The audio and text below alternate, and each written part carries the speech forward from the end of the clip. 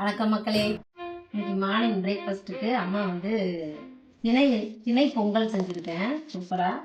அதை கொஞ்சம் வச்சு சாப்பிட்டு பார்த்துருவோமா. அதுக்கு வந்து தேங்காய் சட்னி,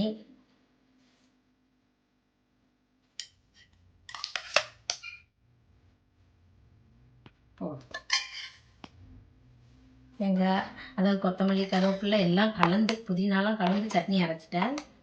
அதை ஊற்றிக்கலாம்.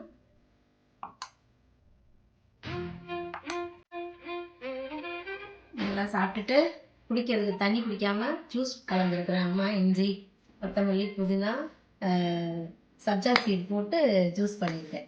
இது அப்புறமா குடிச்சிக்கிற வேண்டியதான்.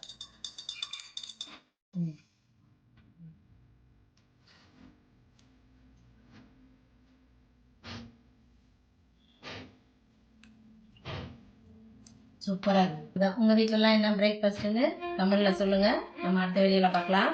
பாய்.